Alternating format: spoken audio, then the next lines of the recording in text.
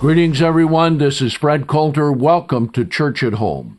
Church at Home is sponsored by the Christian Biblical Church of God, and we are dedicated to restoring original Christianity for today and understanding the prophecies of the end time. Right now, we are in the midst of a tremendous economic crisis. Where will it lead? What will happen? Why are we in such a mess? How is it going to affect you? How's it going to affect where you live? How's it going to affect your country? How's it going to affect your economic well-being or lack thereof? There is coming a world economic system, and this system is based upon debt, which means that it is created by lending. Today, we have virtually no real money.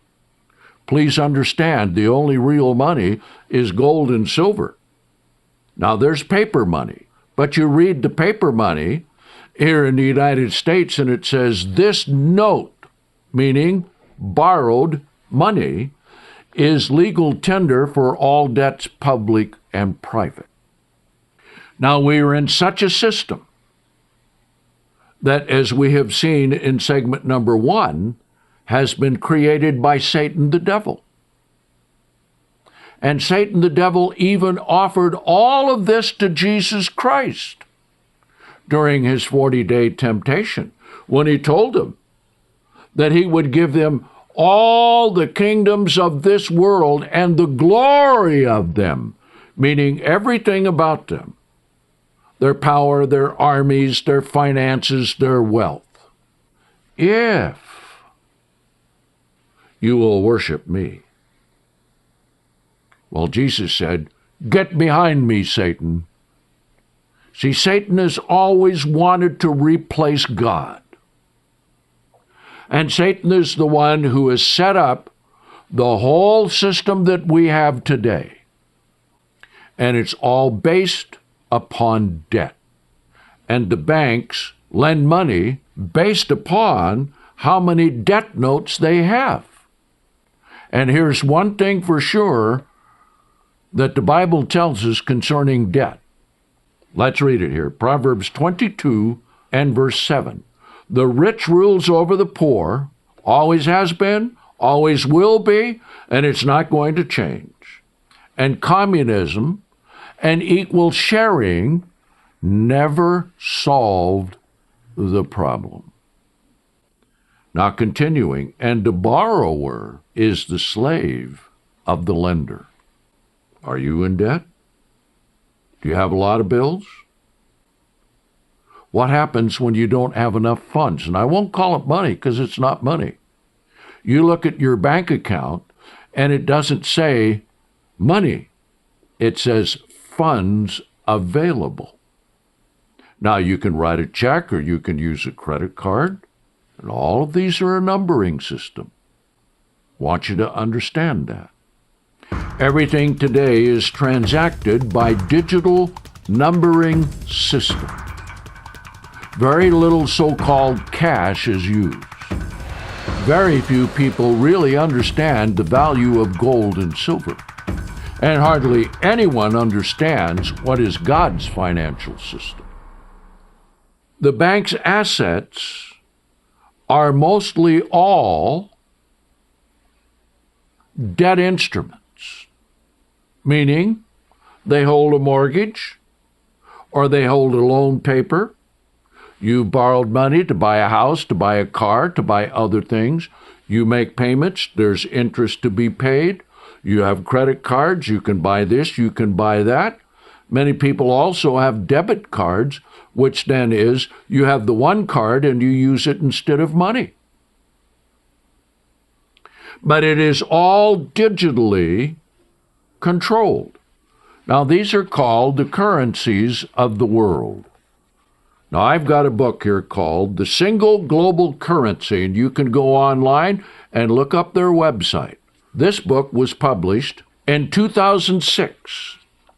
And what we are going to cover today are the pitfalls that come with the digital money system that we have today and the many different currencies that we have in the world today, fighting and competing against each other, and the money exchanges between the currencies based on their value, of which most of it is very speculative, and it is not backed by real wealth such as gold or silver. They're all digital entries. Now, these are going to be used by the world's elite. And there is a world elite system that openly worships Satan the devil, that controls the finances, that controls the religions, that controls the governments. You've heard of a shadow government? Now, when a nation becomes a debtor nation, like we are today, like Europe is today, almost every nation in the world is a debtor nation. And they owe that money to the banks, to the bondholders, to the wealthy, to the rich. Taking this proverb that we read, look at Greece and Portugal and Ireland and Spain. Are they not the slave to the lender? Hey, yes, boy, they're putting great restrictions on them, correct? The euro in Europe is in such trouble because of these economic things and debt that the euro came very close to crashing here recently. The dollar has come very close to crashing on several occasions. That's why back in 2008, when the Wall Street was ready to collapse, that the G20 organization of the leading central banks of the world began to coordinate all of their policies, all of their capital reserves, all of their cash requirements, all of their debt instruments, and so forth. But they still operate on a debt system. Now, let me read you from page 36 of this book. It says, there are three types of financial crises: currency crises, banking crises where banks failed, and debt crises where individuals, corporations, and nations default on their debts. Now, what happens when all three of these come together? We're very close to that now, aren't we? Greece is right at it right now. And that can happen even here in the United States of America. Now, at a conference in 2006 on world economies, there is the ever-present risk that these balances will not prove sustainable, and the adjustment process will be disrupted. If that happens, there will be serious consequences for the U.S. economy and the global economy. That's the currency crisis. The value of the dollar goes down and prices go up. Have you been seeing that? Yes, indeed. Isn't it interesting that these things are now affecting the greater portion of the world's population? And that's by no coincidence, because it's all headed toward one thing, as this book points out: a single world currency. And remember, he who holds the gold makes the rules. And remember, we're going to cover this again, but if you are in a system that is like it is now, everything is digital. Oh yes, credit cards are nice. They even have wave technology where you don't even have to put your credit card in. You just wave it by a terminal and everything is registered. Now we're going to talk about the mark of the beast. and how that fits into it. But there's going to have to come first a single world currency, and that is going to have to be backed by a world financial institution. Because all of the nations with all of their debts are coming to a day of reckoning, and that day of reckoning is going to be the coming of the one world currency. The only way to rescue it is to do that, and I'll explain how that will work. Now, the author writes here, the next currency crisis has not occurred. A specific cost cannot be predicted in advance, but by definition, a currency crisis affects all the users of a currency. Hundreds of billions of dollars are at risk, as well as livelihoods of millions, if not billions of people. Every currency crisis that occurs until the implementation of a single global currency will have been totally avoidable and a vast waste. But see, based on profligate spending, profligate borrowing. And right now, the United States of America borrows 40% of all the funds that the U.S. government uses.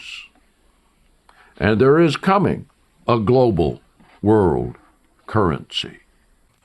In the book, Aftershock, The Coming Financial Meltdown, the author talks about these bubbles: real estate bubble, stock market bubble, private debt bubble, discretionary spending bubble, the dollar bubble, the government debt bubble. So here is the way that we're going to come to a single world currency. And then I will explain to you the power of the United States Federal Reserve Bank. And I will explain to you exactly what it is. And remember, the G20, those are all the central banks of the world working in concert together. Is that not a one world system? And don't you have to have a one world system before you get a one world currency? Yes. So how's the one world currency going to come? First of all, you have to start with uniform rules for the banks. Then that happens, then you're going to have an international monetary unit. Have you heard about that? And that's going to come about first with the dollar, the pound, the euro, and the yen, and the Swiss franc. We already have such international banks ready to step in. The next evolution of money will be the development of an international agency beyond what we already have. The two most powerful that we have in the world today are, number one, the Bank of International Settlements, number two, combined with the International Monetary Fund, number three, the World Bank. But actually, stronger than all of those combined today is the Federal Reserve of the United States of America. It is the wealthiest and most powerful financial bank in the world. Has nothing to do with the federal government. It is an international private bank that loans money to America. All money that is spent by the United States government must first be generated by borrowing from the Federal Reserve Bank. And they control the interest rates, they control the currency output, they control the banking reserves. And please understand this: every debt instrument or security is an asset. As an asset, then, according to the banking rules, the bank can loan up to 90% of the value, sometimes even up to 96% of the value of the assets that it holds. So it creates money out of thin air.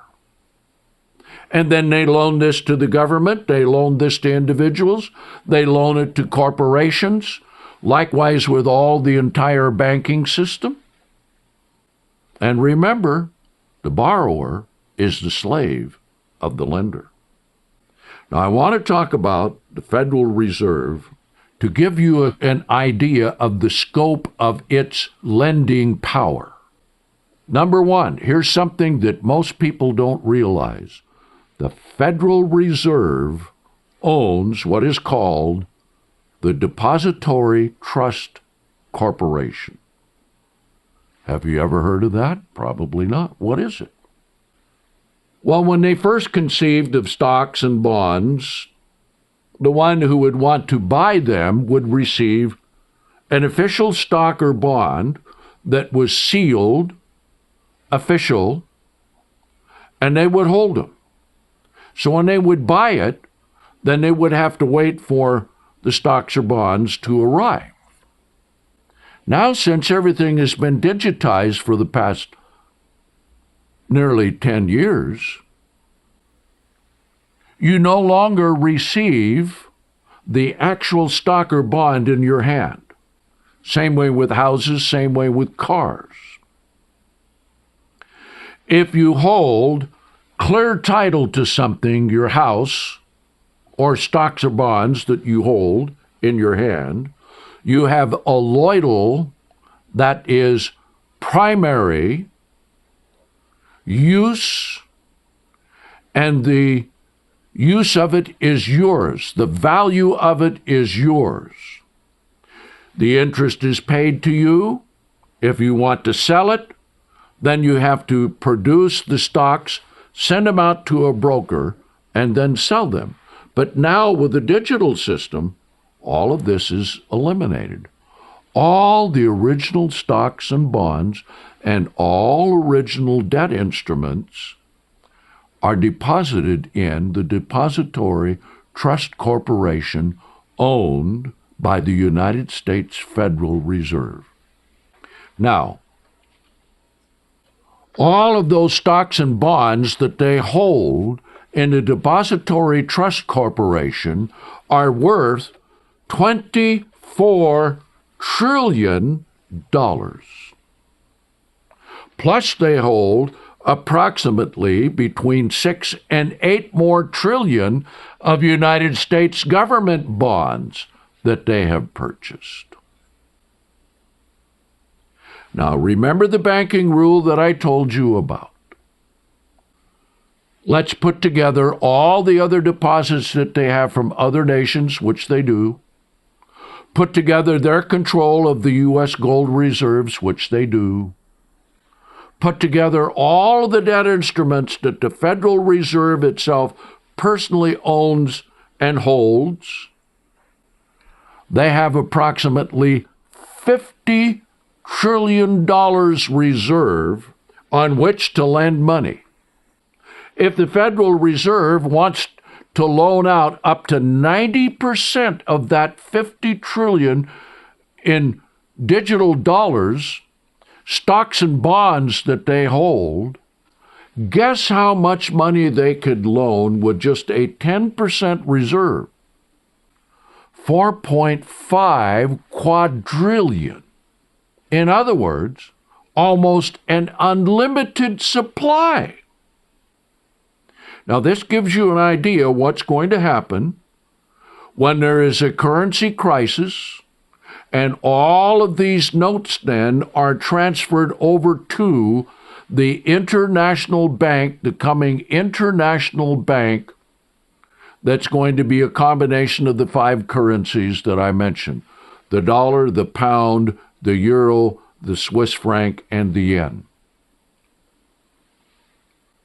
When all of those are combined together, the total assets of that are going to be something like 100 quadrillion, maybe more.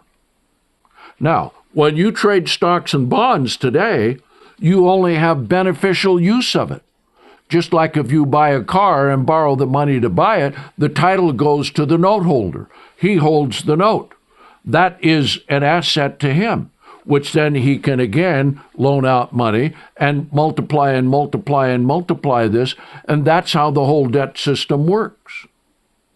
Now let me read to you from Forbes Business Magazine, and during all of these financial crises in America and in Europe, they have loaned out $16 trillion in bailouts. Now, that's all they have reported. And they were forced to do this because Bernie Sanders from the state of Vermont, the independent senator, he put in there that the Federal Reserve had to give it an accounting. So this is the first time that there is an accounting. Hasn't happened since it began in 1913. Now, if you want to read an interesting book, you get the book from Jekyll Island, and that'll tell you how the Federal Reserve came into existence. So in the first audit of the Fed in the United States history, the findings verify that over $16 trillion was allocated to corporations and banks internationally, purportedly for financial assistance during and after the 2008 financial crisis, not to say anything of what they have loaned to Europe at the present time, and not to say how they have increased their assets by the dollar reserves that the European banks have now. They have transferred those over and deposited them in the care of the United States Federal Reserve. Though it was great fanfare when Sanders asked for the audit, the findings of the audit were almost completely overlooked, even with as high a number as $16 trillion staring us in the face. This kind of thing, combined with those 5 basic currencies, are the next step in the evolution of money for developing an international agency to coordinate the founding of a world currency. So what we need to look for is this. There is coming a currency crisis, a debt crisis. Government, corporations, and individuals, preceded by rampant inflation. And then when the aftershock hits, bang, and the whole financial system collapses. Everyone is going to say, we got to fix it, we got to fix it, we got to fix it. And guess what? Guess what?